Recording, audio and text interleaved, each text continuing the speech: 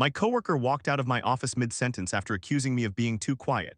I'm 29 and I work in a warehouse with a bunch of men. I'm the only woman in the office, and let me tell you, these guys have the social skills of a block of cheese. There's one coworker in particular, 28 years old, who just grinds my gears. When I first got hired, he didn't introduce himself for the first 2 days.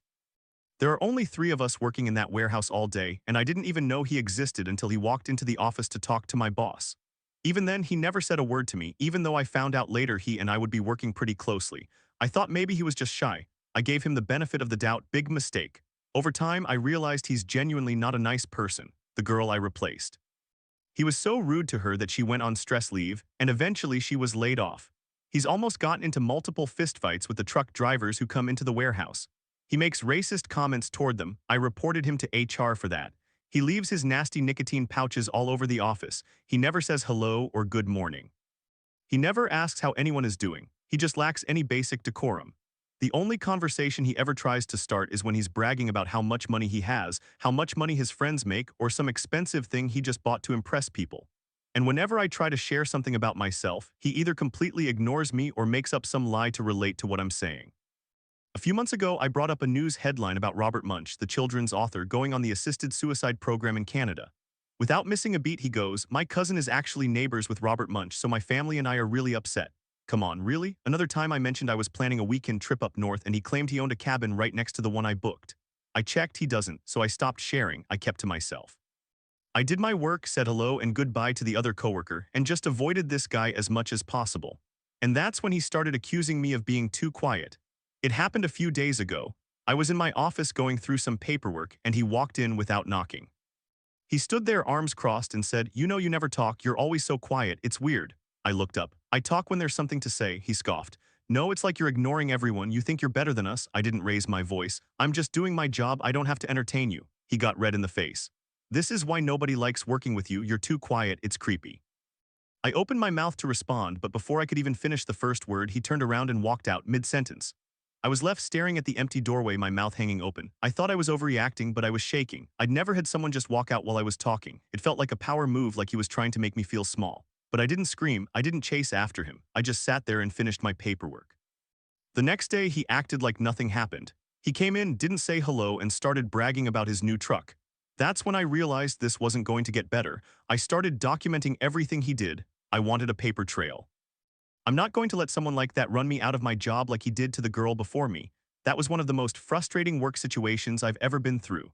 But honestly, workplace drama comes in all shapes and sizes. Here's another story that happened a few years earlier when I was still figuring out how to navigate loyalty and ambition. I worked at my first job for 6 years. They trained me from the ground up. I had a great boss. She fought for my promotions, and in those 6 years my salary doubled. I was grateful. But then I got an offer from a more prestigious company with better growth opportunities. And the money, double. We're talking 120,000 versus 250,000. That's substantial. I didn't even ask my old boss to use political capital to match it because I knew he couldn't. Part of my new compensation was stock in the new company, and the salary was probably more than his pay. So I simply gave him my notice and explained my transition plan. He was devastated. I mean, truly devastated and very angry. We both stayed professional throughout the conversation, but it got heated. He questioned my loyalty like it was a character flaw. I said that I paid him and the company back with my hard work, so we were at least even. Arguably, they got a bargain because I could have jumped ship for more money 2 years earlier. I didn't say that last part out loud, but I was thinking it. He kept going on about how the company gave me so much, how I owed them. I told him I don't believe in loyalty to a job. It's unreasonable to expect me not to quit for a better paid position. My wife and some friends said I was being cold and calculating. They said I should have shown more loyalty since the company invested in me, but I see it differently. I gave them 6 years of solid work. I know my worth and my contribution to the bottom line. I've seen people walk out the door after 2 decades with a pink slip, and no one shed a tear the morning after. So what the hell is loyalty to your job supposed to mean? I respect my old boss, but I wasn't going to turn down a $130,000 raise out of some vague sense of obligation. I still think about that conversation sometimes. But that kind of conflict is straightforward compared to what happened next in my life. This next one involves my best friend of 18 years, and it shook me to my core.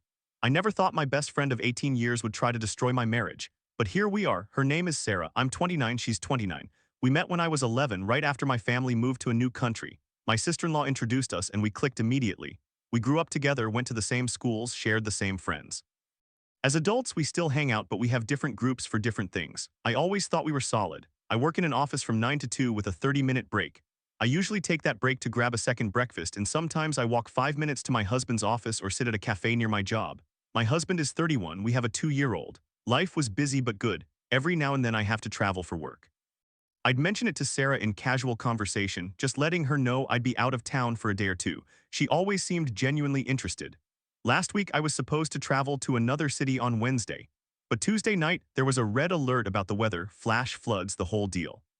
So Wednesday morning my work thing got canceled. I stayed home with my son. My husband went out at 6 a.m. to close his business and put up flood protection, but by 7:30 he was back home making breakfast. It didn't even start raining until 1 p.m. We spent the whole day together, just the three of us. We didn't go out until Friday. At 3 p.m. on Wednesday, Sarah texted me, "Are you at home already? It's flooding where you were supposed to travel." I replied, "Home safe, simple." We didn't talk again until Saturday. Saturday is our gym class. We go together. After class, she pulled me aside and said we needed to talk in private. We went to my car, parked in the lot, and she dropped a bomb. On Wednesday, she said, "I saw your husband with a woman. They were making out and your kid was in the car." I froze. My heart stopped. For a split second, I felt the world tilt. But then my brain caught up. I remembered Wednesday. My husband was home with me all day. We made breakfast together. We watched cartoons with our son. He never left. I asked her 3 times, "Are you sure it was this Wednesday?" She confirmed 3 times. I asked about the time. "Around 11 a.m., she said. I asked if it was during the red alert. She said yes. I asked if she was 100% sure, and she launched into this whole description: my husband making out with a gorgeous blonde Barbie doll type in a car with our son in the backseat. She described the car, the street, the whole scene. It was so specific that if I hadn't known it was impossible, I would have believed her, but I knew I was home. He was home. There was no blonde, no making out, no car." I didn't scream, I didn't cry. I just looked at her and said, "Sarah, that's impossible. My husband was home with me all day Wednesday. We were together from 7:30 a.m. until bedtime." Her face changed. She went pale. She stammered, "Maybe it was a different day. You said Wednesday 3 times and you described the red alert. You told me to check on the flooding. I was home." She started backtracking, saying she must have been mistaken, that maybe she saw someone who looked like him. But she had been so certain, so detailed. I asked her why she would lie. She said she didn't lie, she just made a mistake. But I know a lie when I hear one. She wanted me to believe my husband was cheating. She wanted to wreck my marriage. I drove home shaking. I told my husband everything. He was furious and confused. We blocked her number, unfriended her on everything. I haven't spoken to her since. I still don't know why she did it. Maybe she wanted more of my time, thought if I was a single mom I'd hang out more. Maybe she was jealous. But whatever her reason, it backfired. I lost a best friend, but I saved my marriage. That whole thing made me realize how fragile trust can be with people you thought you knew. And then not long after, I faced another kind of betrayal that hit even closer to home, this time involving my own son. My son just turned 16. He had a girlfriend. She was 16, almost 17. They broke up about a month ago. Then her parents called us. She's pregnant, slightly showing. The dates line up with the relationship.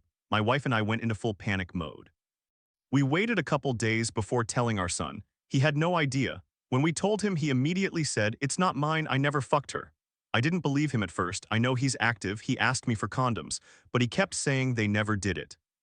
Then he admitted he cheated on her. I had a heart-to-heart with him and I started to believe him. He said he always raps and he's asked for restocks. But my wife didn't believe a word. Both families met. My wife started the conversation by accepting our son was the father, trying to figure out funding and solutions. My son spoke up, angry, saying it's not his baby. Then he made a comment I have to rephrase.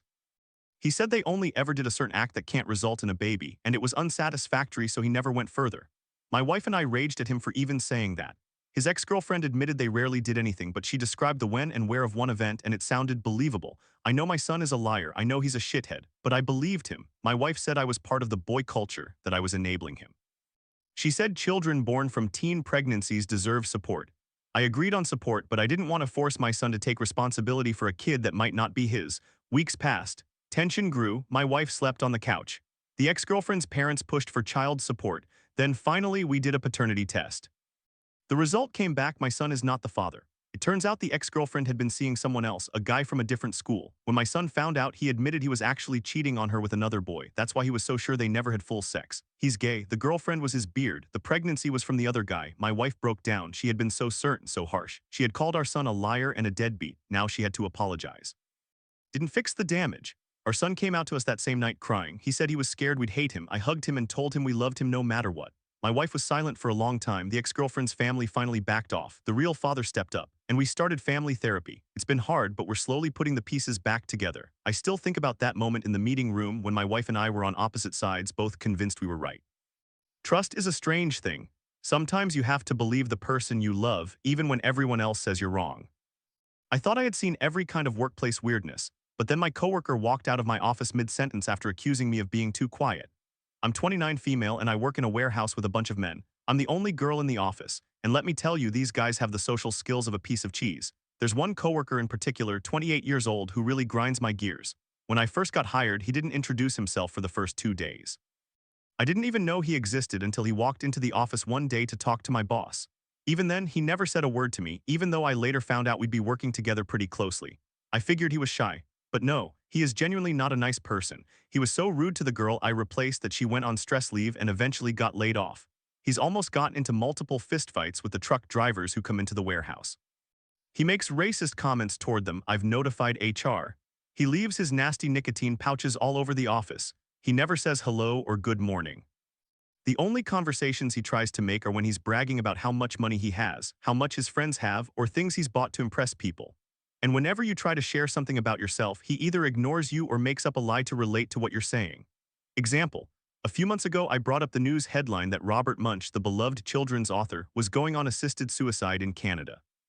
Without missing a beat, he says, "My cousin is actually neighbors with Robert Munsch, so my family and I are really upset." Come on, another time I mentioned I'd been to a certain restaurant and he claimed his uncle owned it. It's constant. Last week I had enough.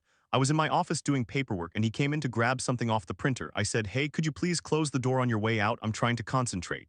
He didn't say anything, just stood there and stared at me. Then he said, "You know, you're way too quiet. You never talk. You're a robot." I was stunned. I said, "Excuse me, I talk when there's something to say. Here to work, not to entertain you." He got red in the face and said, "See, this is exactly what I mean. You're so quiet, it's creepy. You make everyone uncomfortable." I started to respond something like, "That's not fair. I've tried to be friendly, but you never engage unless it's to brag." But before I could finish my sentence, he turned around and walked out, mid-sentence, just left. The door swung shut behind him. I sat there for a minute, jaw open. Then I got up and went to my boss. I told him what happened. My boss sighed and said he'd talk to him. Later that day, I found out the coworker had gone to HR and complained that I was hostile and unapproachable.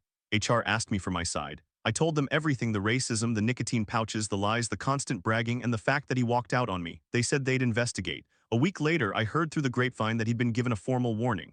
He didn't speak to me for 3 days after that. Then he started leaving notes on my desk, passive-aggressive stuff like, "You need to learn to be a team player." I threw them away. The whole situation is exhausting. I'm job hunting now. I can't work in a place where a grown man walks out on you for saying, "Please close the door." But that whole mess made me think about loyalty in the workplace. And that reminded me of another story, one about my old boss and the conversation that changed how I see jobs forever. I worked at my first job for 6 years. They trained me from the ground up. I had a great boss. He fought for my promotions, got my salary doubled in those 6 years. Then I got an offer from a more prestigious company with better growth opportunities and double the salary. We're talking substantial money, 120,000 versus 250,000. I quit without thinking twice. I thought it was respectful not to ask my old boss to use his political capital to get me a match. He couldn't anyway because part of my new comp was stock and the salary was likely more than his own. So I gave him my notice and explained my transition. He was truly devastated and very angry. We stayed professional throughout the discussion, but it got heated. He questioned my loyalty like it was a character flaw. I said, "My view is I paid you and the company back with my hard work. We're at the very least even. Arguably, you got a bargain deal because I could have jumped ship for more money 2 years ago." I didn't say that last sentence out loud, but I thought it. He said, "After all I've done for you, this is how you repay me." I said, "You trained me, yes, but I gave you 6 years of my life, 60+ hours a week, weekends, holidays. I don't owe you anything." Loyalty to a job is a one-way street. Companies lay off people after 2 decades without a second thought. Why should I be loyal to an entity that would replace me in a week if I died? He shook his head and said I was cold and calculating. My wife and some friends said the same thing. They said I should have shown more loyalty because the company gave me so much. But I think it's disrespectful to assume I didn't give them anything less than enough in return. I know my worth. I know my contribution. 2 months later, I heard my old boss was forced to fire a guy who'd been there for 15 years just because the company needed to cut costs. That guy got a pink slip and a box for his personal items. No one shed a tear the morning after. And that's when I knew I was right. Loyalty to a job. It's a myth. You give them your time and skill, they give you money, that's the deal. Anything beyond that is just emotional manipulation, so I don't feel bad. I love my new role, the money is great, the growth is real. And if I ever get a better offer again, I'll take it, because at the end of the day, no company is loyal to you. And neither should you be to them. I thought I was overreacting at first. But then my best friend Sarah tried to destroy my marriage. And I still don't fully understand why. We met when I was 11, right after my family moved to a new country. My sister-in-law introduced us. Sarah and I were inseparable through middle school, high school, and into adulthood. I married my husband when I was 25. He's known me since I was 11 too. He's always been the steady one. We have a 2-year-old now, a little boy with his dad's eyes. Sarah and I share some friends, but we each have our own groups for different things. We still talk every few days, grab coffee, go to the same gym class on Saturdays. I thought our friendship was solid. Last week I had to travel for work on Wednesday. I mentioned it to Sarah in passing like I always do. But Tuesday night, a red alert went out about the weather, severe flooding predicted. My work trip was canceled, so I stayed home with my son. My husband left at 6 in the morning to close up his business and set up flood protection. By 7:30, he was back home making breakfast. The rain didn't even start until 1 in the afternoon. We didn't go anywhere until Friday. It was a cozy few days, just the three of us. Pancakes, naps, playing with blocks, watching the rain pour down the windows. I posted a photo of our son building a tower on my Instagram story, normal stuff. Saturday morning, Sarah and I went to gym class like always. She seemed off, distracted. After class, she grabbed my arm and said we needed to talk in private.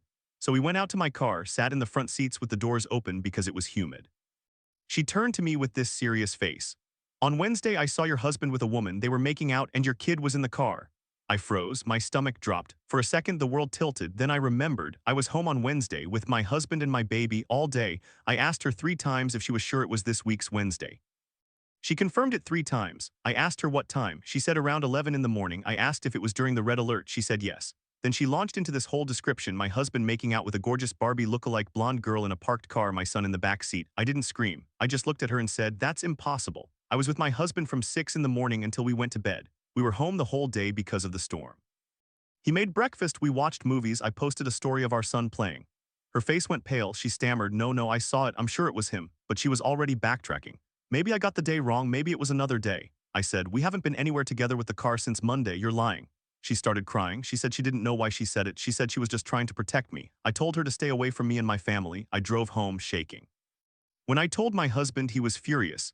He wanted to confront her right then. I said no. I wanted to understand first, so I called Sarah's mom. She had no idea. I told her everything. She was horrified. She said Sarah had been acting strange lately, jealous of my marriage, always making comments about how perfect my life was. She said Sarah had recently broken up with a guy and was bitter. I met Sarah one last time at a coffee shop. I asked her point blank, why did you try to sabotage my marriage? She sobbed and said she didn't know. She said she felt left behind. She said I had everything, a husband, a baby, a house. She was single, living with her parents, working a dead-end job. She thought if she could make me doubt my husband, I'd need her again, I'd be lonely and we'd hang out more. I told her that was insane. I told her I loved her as a friend, but she broke my trust in a way I don't know if I can repair. She apologized 100 times. I told her I needed space. I haven't spoken to her since. My husband wanted me to cut her off completely, and I have. But sometimes I lie awake at night and wonder, what if I hadn't been home that day? What if the trip hadn't been canceled? Would I have believed her? Would I have confronted my husband, demanded to see his phone, let that seed of doubt grow until it destroyed everything? I don't know. I like to think I would have checked the facts. But she was my best friend, she knew exactly where to strike. Now I'm cautious. I don't share my schedule anymore. I don't post travel plans. And I've learned that sometimes the people closest to you are the ones who want to see you fall the most. It's a hard lesson, but I'd rather learn it now than lose my family. I'll never forget the moment my coworker walked out of my office mid-sentence. I'm 29, female, and I work at a warehouse with a bunch of guys. I'm the only woman in the entire office. That alone is frustrating, but these people have the social skills of a piece of cheese. There's this one coworker, 28, male, who really aggravates me. When I first got hired, he didn't introduce himself for the first 2 days. There are only 3 of us working at the warehouse full-time, and I didn't even know he existed until he came into the office to talk to my boss. Even then, he never said, hey, I'm so-and-so. Nothing. I learned later that he and I would be working together closely. I thought maybe he was just shy. Time went on, and the more I got to know him, the more I realized he's genuinely not a nice person. He was so rude to the girl I replaced that she went on stress leave and eventually got laid off. He's almost gotten into multiple fistfights with the truck drivers who come into the warehouse. He makes racist comments toward them. I reported that to HR. He leaves his nasty nicotine pouches around the office. He never says hello or good morning. He never asks how anyone is doing, just complete lack of decorum. The only conversation he ever tries to make is when he's bragging about how much money he has, how much money his friends have, or things he's recently bought that he thinks will impress people. Whenever you try to share something about yourself, he either ignores you or makes up a lie to relate to what you're saying. For example, a few months ago, I brought up a news headline. Robert Munsch, the beloved children's author, was going on the assisted suicide program in Canada. He immediately said, my cousin is actually neighbors with Robert Munsch, so my family and I are really upset. Come on. Another time I mentioned I grew up in a small town in Saskatchewan. He said, "Oh yeah, I have a cabin near there. I go every summer." I know for a fact he's never even been to Saskatchewan, but the breaking point happened last Tuesday. I was sitting in my office finishing up some paperwork. He came in to grab a file from the cabinet. I thought I'd make small talk, try to be the bigger person. I said, "Hey, did you see the game last night? That overtime was insane." He stopped, stared at me. Then he said, "You're too quiet, you never talk, it's weird, don't you have anything interesting to say?" I was stunned. I said, "I'm just trying to be friendly, I talk plenty." He shook his head. "No, you're always in your corner not saying anything. It makes me uncomfortable. You need to speak up more, be more outgoing." I said, "I'm not required to entertain you. I'm here to do my job." He said, "See, that's exactly what I mean. You're so defensive." Before I could even respond, he turned around and walked out of my office. Mid-sentence, I was still talking, he just left. I sat there, mouth open, staring at the empty doorway. I thought about going after him, but what was the point? He'd already made up his mind that I was the problem, so I just closed my laptop and went home early. I texted my boss, told him I wasn't feeling well. He didn't ask questions. The next day I found out through another coworker that the guy had gone to my boss and complained about me, said I was unapproachable and created a hostile work environment. My boss pulled me aside and asked what happened. I told him the whole story. He sighed and said, "Yeah, I've heard complaints about him before. Don't worry about it. Just keep doing your job." But it still stings. I've been here 2 years, never had an issue with anyone else. Now I feel like I have to walk on eggshells. I've started documenting everything he does, every comment, every nicotine pouch, every time he ignores me. I'm thinking about going to HR again, but I don't want to be seen as the difficult one. I already know I'm the only woman in the office. That already makes me a target. I don't know how much longer I can deal with this. I've started updating my resume. Maybe it's time to leave. But I hate that he's the reason. I hate that he drove me out. It reminds me of another situation, completely different but just as frustrating. My son's ex-girlfriend is pregnant. My son just turned 16. He had a girlfriend, she's 16, almost 17. They broke up about a month ago. 3 weeks after the breakup, her parents told us she was pregnant. She's showing slightly. The dates line up with when my son was dating her. My wife and I panicked. We waited a couple of days to tell our son. He had no idea. He immediately said, "It's not mine, I never fucked her." I didn't believe him. I know he's active. He's asked me for protection before. But he kept insisting they never had sex. He said he cheated on her. I had a heart-to-heart with him, and I'm not proud to say I believe him now. He said he always raps and he's asked for restocks from me. That's how I knew he was telling the truth about being careful. My wife, on the other hand, still didn't believe him. We had a meeting with both families. My wife started the conversation assuming my son was the father, talking about solutions and funding. My son spoke up, angry, saying it wasn't his baby because they never had sex. Then he made a comment I'll rephrase. Apparently they only ever did a certain act that can't result in a baby, and he said it was unsatisfying, so he never went any further with her. I raged at him for saying that it was crude and disrespectful. But the ex-girlfriend admitted they rarely did anything, and she described the event in detail, including the when and where. It was believable. I know my son is a liar sometimes. He's a teenage boy, but I believe him about this. My wife is furious with me. She says I'm part of boy culture. She says children are born every day from similar situations. She wants me to demand a paternity test, but she also wants us to financially support the baby regardless. She's already bought baby clothes and started talking about names. I said, "We need to wait until the test. If it's his, we'll do right, but if it's not, we need to respect that." She called me cold. She said I'm not thinking about the child, but I'm thinking about the possibility that my son is being used, that this girl might be covering for someone else. I don't know. It's a mess. My wife isn't speaking to me much. My son is avoiding both of us, and I'm stuck in the middle trying to do what's fair. Sometimes I wonder if loyalty means anything anymore. With my boss, with my friend, with my wife. Everyone wants you to pick a side, to commit, to sacrifice. But when do you get to protect yourself? When do you get to say, "No, I'm not doing that. I don't have an answer. I just know I'm tired." The pregnancy story didn't end at that meeting. Over the next few weeks, things got worse before they got better. My wife kept buying baby clothes, kept talking about names. She'd already set up a nursery corner in our guest room. I told her to slow down, but she just glared at me. Then about 2 weeks after that first family meeting, my son came home from school looking like he'd been hit by a truck. He sat down at the kitchen table, hands shaking. I asked what was wrong. He looked at me, then at his mom, and said, "I need to tell you something, and you're gonna hate me." My wife put down her phone. I braced myself. He said, "I'm gay." Silence. Then my wife started crying, not angry crying. She said, "Oh baby, why didn't you tell us?" He said, "Because I was scared. Because I knew you'd blame me for the pregnancy, but I never touched her, I swear. I only ever did that one thing and it was a mistake. I'm not attracted to girls." I felt like a weight lifted off my shoulders, not because he was gay, I didn't care about that. But because I finally had proof I wasn't crazy. My wife, though, she took it hard. She kept saying, "But the baby," and then she stopped. She realized what this meant. If my son never had sex with her, the baby wasn't his. I called the ex-girlfriend's parents the next day. I told them we needed a paternity test before any further discussions. Her mom got defensive, said we were trying to weasel out of responsibility. I said, "My son is gay." "Never had sex with your daughter, get the test." 2 weeks later, the results came back, negative, not his child. Turns out the ex-girlfriend had been seeing someone else, an older guy, I think. When she got pregnant, she panicked and tried to pin it on my son because he was the most recent ex and she knew he'd been with her before. She admitted it to her parents after the test came back. They were mortified. They apologized to us. My wife finally stopped crying and started apologizing to me. I didn't say I told you so, I just said, let's move on. But that whole experience changed how I see loyalty.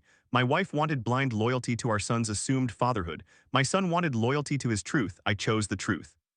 And it cost me weeks of tension, but in the end, it saved us from raising a child that wasn't ours. That's not the only time I've had to choose between what people expect and what I know is real. My best friend Sarah tried to sabotage my marriage. We've been friends since I was 11 when my family moved to a new country. She and my husband and I grew up together. We're all close, or so I thought. I'm 29 now. I work in an office from 9 to 2 and I usually take my half-hour break at a cafe near my husband's office. Sometimes I travel for work. Last Wednesday I was supposed to go to another city but there was a red weather alert so they canceled my trip. I stayed home with my 2-year-old. My husband left at 6 in the morning to close his business and put up flood protection, then came back by 7:30. He made breakfast. The rain didn't even start until 1 in the afternoon. We stayed inside all day. On Saturday I went to my gym class. Sarah was there. After class she pulled me aside and said, "We need to talk in private." We went to my car. She looked serious, almost excited. She said, "On Wednesday, I saw your husband with a woman. They were making out. And your kid was in the car." I froze. For a second, I believed her. Then I remembered Wednesday. I was at home with my husband and my kid all day, no travel, no secret meeting.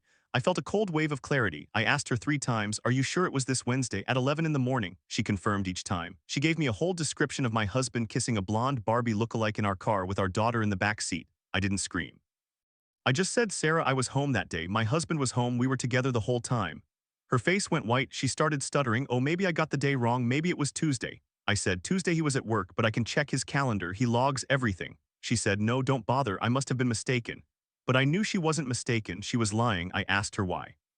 She started crying, saying she was just trying to protect me because my husband had been acting weird.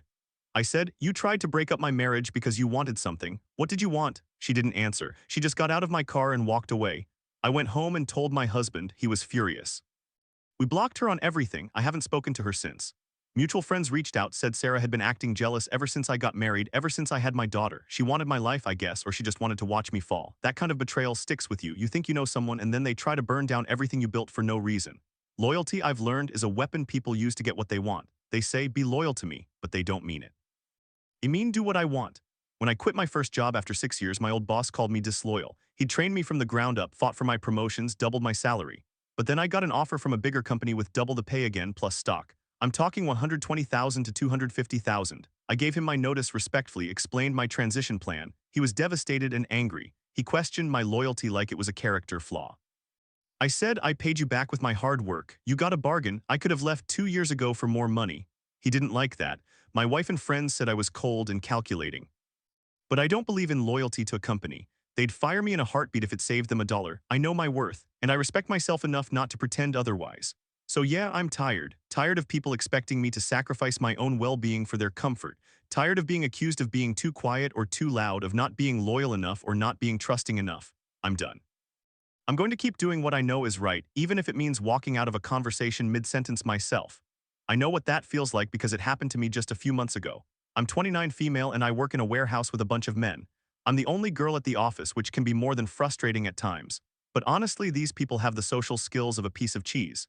There's one coworker in particular, 28, male, who really aggravates me. When I first got hired, he didn't introduce himself for the first 2 days. There are only 3 of us working here at the warehouse all day, and I didn't even know he existed until he came into the office one day to talk to my boss. Even then, he never introduced himself, even though I learned later that he and I would be working together pretty closely. I found that extremely weird but thought maybe he was just shy. Time went on, and the more I got to know him, the more I realized he is genuinely not a nice person at all. He was so rude to the girl I replaced. She went on stress leave and eventually she was laid off. He's almost gotten into multiple fistfights with the truck drivers that come into the warehouse and makes racist comments toward them. I notified HR about that. He leaves his nasty nicotine pouches around the office, never says hello or good morning, never asks how anyone is doing, and just completely lacks decorum. The only conversation he ever tries to make is when he's bragging about how much money he has, how much money his friends have, or things he has recently bought that he thinks will impress people. Whenever you try to give up a piece of information about yourself, He either completely ignores you or tries to make up a lie to relate to what you're saying. For example, several months ago, I brought up the news headline that Robert Munsch, the beloved children's author, is going on the assisted suicide program in Canada. He said, "My cousin is actually neighbors with Robert Munsch, so my family and I are really upset." Come on. Another time I mentioned I went to Tobermory for a weekend trip and he immediately said, "Oh, I've been there too, it's great." Then later in the same conversation, he said he'd never been up north. He lies constantly and it's exhausting, but the real blow-up happened about 2 weeks ago. I was in my office updating a spreadsheet when he walked in without knocking, standard move for him. He asked about a delivery that was supposed to come in. I started explaining the timeline, but he cut me off. He said, "You know you've been really quiet lately. Everyone in the office says so. It's weird, you need to speak up more." I blinked. I wasn't quiet. I talk all the time. He just doesn't listen. So I said, "I'm not quiet. You just never listen to anything I say. You don't care about anyone but yourself. You never say hello, you never ask how I'm doing, and you lie about everything. I've been here for months and you've never once tried to have a real conversation with me." His face went red. He said, "I'm not going to sit here and listen to this." And he walked out mid-sentence. He literally turned around and left while I was still talking. I sat there for a minute stunned. Then I felt relief. At least he was gone. Later that day, I heard from another coworker that he had made a formal complaint about me to the boss. He said I was being hostile and unprofessional. Luckily, I had already documented everything, the racist comments, the nicotine pouches, the lies, the walkout. I forwarded it all to HR. They called a meeting with the three of us. He denied everything, but I had emails and timestamps. HR told him to knock it off or he'd be written up. He hasn't spoken to me since. He just glares at me from across the warehouse. I'm already looking for another job. I don't expect loyalty from this place, and I certainly don't owe them any. But that moment, when he walked out because I wouldn't let him steamroll me, that was the moment I realized I'm done letting people treat me like I'm invisible or like my voice doesn't matter. I'm not going to be the quiet girl anymore. I'm not going to be the one who gets walked out on. If they can't handle me speaking up, they can leave. Speaking of loyalty and betrayal, another story comes to mind. This one is about my son. I never thought I'd be writing this, but here we are. My son just turned 16. He had a girlfriend. She's 16, almost 17. They broke up about a month ago. About 3 weeks after the breakup, we get a call from her parents. She's pregnant. Slightly showing, the dates line up with my son's relationship. My wife and I went into full panic mode. We waited a couple days before telling our son, who didn't know. He looked me right in the eye and said, "It's not mine, I never fucked her." I didn't believe him at first. I know he's active. He's asked me for condoms before, called them protection. But he kept insisting they never did it. I had a heart-to-heart with him, the kind of conversation where you don't want to hear the truth but you need to. He admitted he cheated on her, but he swore up and down they never had intercourse. He said, "Dad, I always rap. And I've asked you for restocks, remember? I used them, but not with her." We never did that. I started to believe him. But my wife, she didn't. She was already planning for a grandchild, already thinking about how we'd help raise it. She'd look at me with this cold disappointment and say I was part of the boy culture, enabling his lies. The families met. My wife started the conversation just accepting that our son is the father. She was trying to figure out funding, solutions, custody. My son sat there, arms crossed, and said again, "It's not mine." We never had sex. He was genuinely angry. Then he said something I have to rephrase. Apparently they only ever did a certain act that can't result in a baby, and it was so unsatisfactory he never went any further with her. I raged at him for that. What kind of kid says that? But I still believed him. His ex-girlfriend admitted they rarely did anything, but she gave a specific date and place for the event that might have led to pregnancy. It was believable. I had a knot in my stomach. I didn't know who to trust. My wife was furious with me. She said I was playing into his nonsense, that I was just protecting him because he's a boy. She said children born into this situation deserve better. She kept pushing for us to support the pregnancy, to be there for the ex-girlfriend. But my son was adamant. He said, "Dad, get a paternity test. I'll do it. I'll prove it." So we did. We waited until the baby was born. His ex-girlfriend gave birth a healthy baby boy. We arranged a DNA test through the doctor. Results came back, 0 chance my son was the father. I felt relief, then anger. My wife was silent for a long time, then she turned on me. She said I had made her look like a fool, that I should have forced our son to tell the truth sooner. But how could I force him to admit something that wasn't true? The ex-girlfriend's parents were mortified. They apologized, said they had assumed. She admitted she had been with someone else after the breakup, but during the time of conception, she was still technically with my son. She claimed she didn't know. Maybe she didn't, I don't know. The worst part came after the paternity results. My son sat me down and told me the whole truth. He didn't just cheat on his girlfriend. He cheated with a boy. He's gay. He's been dating a boy from his school for 6 months. He only dated the ex-girlfriend to hide it because he was scared of what people would think, because his mother has been a loud rainbow mom on social media, but in private she makes comments about not wanting that for him. When I told my wife, she broke down, not because he was gay but because he had lied. She said she felt betrayed. She started crying about how she wanted grandchildren, how this was a waste. I looked at her and said, "He's still your son. And he can still have kids if he wants, that's not the point." She didn't talk to me for 3 days, she barely spoke to him. My son moved in with his boyfriend's family for a week to get away from the tension. I had to beg him to come home. We're in family therapy now. My son is out and proud, but his mother is struggling. She wanted the picture-perfect family, the son with a girlfriend, the eventual marriage and kids. Now she's got a gay teenager and a broken relationship with him. She's still trying, but it's hard. The ex-girlfriend and her family moved on. They're raising the baby with help from her parents. I feel bad for the kid caught in all this chaos, but I'm glad it's not my son's responsibility. He's 16. Should be worrying about homework, not diapers. I think about loyalty a lot now. My son was loyal to his secret, loyal to his fear. My wife was loyal to her vision of the future. I was loyal to the truth, or what I thought was the truth. And in the end, none of it made anyone happy. Sometimes loyalty is just another word for control. People say, be loyal to me, but they mean, be who I want you to be. I'm trying to teach my son that real loyalty is about honesty, even when it hurts. Especially when it hurts. We're still working on it, day by day. Speaking of loyalty, I've been thinking a lot about my old boss. I worked at my first job for 6 years. They trained me from the ground up, no experience, nothing. My boss was great. He fought for my promotions, got my salary doubled over those years. I owed him a lot, I guess. But then I got an offer from a more prestigious company, better growth opportunities, and double the salary. We're talking 120,000 versus 250,000. That's life-changing money. I quit without thinking twice. I didn't even ask my old boss to try to match it. I knew he couldn't. Part of my new compensation was stock in the new company, and the salary alone was probably more than he made. So I just gave him my notice, explained my transition plan, tried to keep it professional. He was devastated, truly devastated, and very, very angry. We stayed professional during the discussion, but it got heated. He questioned my loyalty, said it was a character flaw, like I was betraying him personally. I looked him in the eye and said, I paid you and the company back with my hard work. We're at the very least even. Arguably, you got a bargain. I could have jumped ship for more money 2 years ago. I didn't say that last part out loud, but I thought it. My wife and some of my friends said I was being cold and calculating. They said I should have shown more loyalty since the company gave me so much. But I think it's disrespectful to assume I didn't give them anything less than enough in return. I know my worth. I know what I contributed to the company's bottom line. I've seen people walk out the door after 2 decades with a pink slip and no one shed a tear the morning after. So what the hell is loyalty to your job supposed to mean? I respect my old boss. He was a good guy, but loyalty isn't a one-way street. It's not something you owe just because someone trained you. You earn loyalty by treating people well, and companies don't treat people well, they treat them as resources. I gave them 6 years of my life and I left for a better future. That's not cold, that's sensible. My new job is great, my boss respects my time. I'm making more money, I'm learning new skills, and I don't feel guilty for moving on. My old boss eventually calmed down and we actually had a decent conversation a few months later. He admitted he was hurt because he thought we had a bond. I told him we did, but bonds do mean I have to stay forever. I'm not your son, I'm an employee.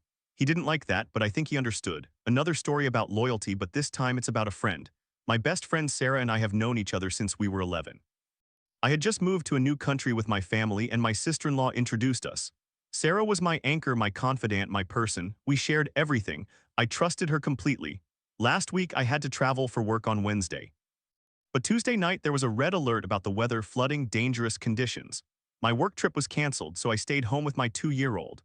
My husband went out at 6 in the morning to secure his business and put up flood protection, but he was back by 7:30 making breakfast. The rain didn't even start until around 1 in the afternoon. We didn't leave the house until Friday.